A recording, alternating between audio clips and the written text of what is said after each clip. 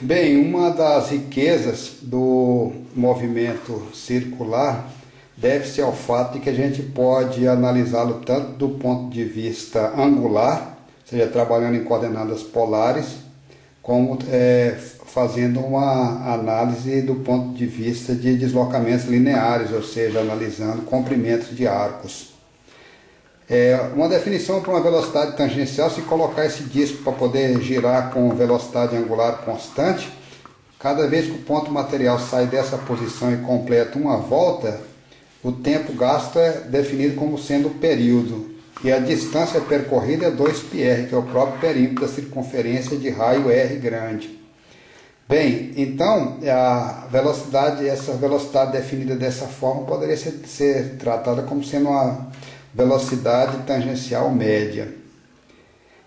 A outra coisa que a gente gostaria também é definir um vetor de velocidade tangencial instantânea, agora em termos de vetor. Olha aqui, está aqui o centro, ponto material começa seu movimento aqui, inicialmente em t igual a 0, sai daqui e percorre esse arco. Se esse ΔT for bem pequenininho, nós já vimos que esse arco vai ser aproximadamente igual a ΔR. Posição inicial é R, posição final R mais ΔR. ΔR é esse pedacinho.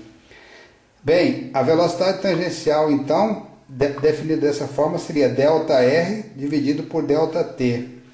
Bem, quando o ΔT, então, ficar bem pequenininho, o arco vai ficar, o ΔS, o valor de R vai ser aproximadamente igual ao arco, e esse ΔR a tendência dele é ficar perpendicular ao próprio valor do vetor posição R. Então, o vetor velocidade tangencial, já que ΔT é um escalar positivo, ele é paralelo a ΔR. Como ΔR fica para ângulos bem pequenininhos perpendicular ao raio, a gente conclui que o vetor velocidade tangencial vai ficar perpendicular ao vetor posição R.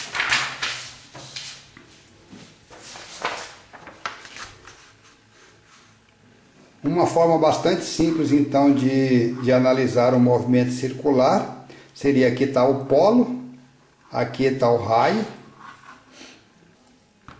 O ponto material que está nesse momento, nessa posição e deslocando no sentido anti-horário, o vetor velocidade tangencial nessa posição é perpendicular ao vetor posição R. Então esse vetor posição está girando no sentido anti-horário e o vetor velocidade também está girando no sentido anti-horário. Então essa é uma das formas de se ver o movimento, ou analisar o movimento circular.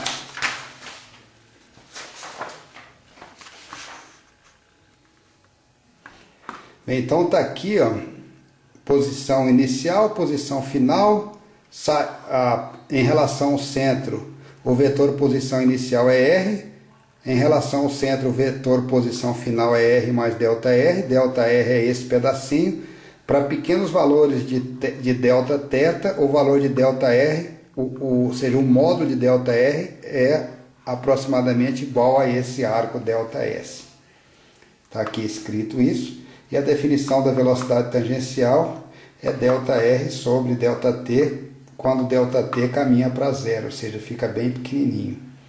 E quando isso acontece, o vetor velocidade tangencial aqui então fica perpendicular ao raio. O vetor velocidade tangencial é perpendicular ao vetor posição R.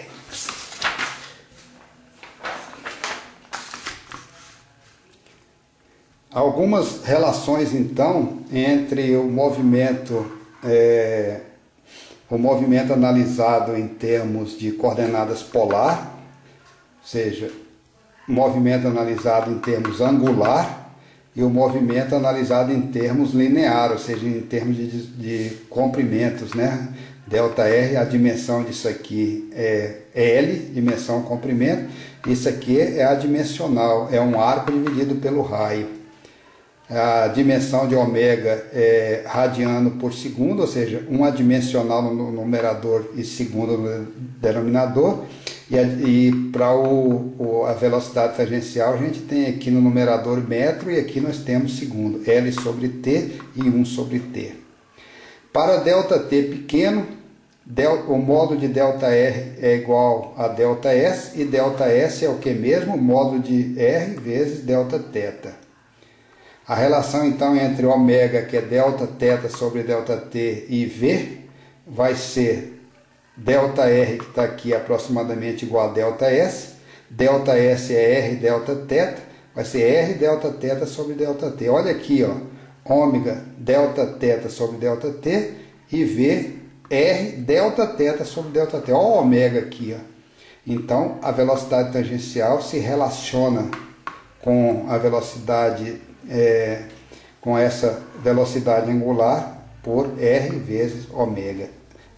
O módulo da velocidade tangencial é igual a R vezes ômega.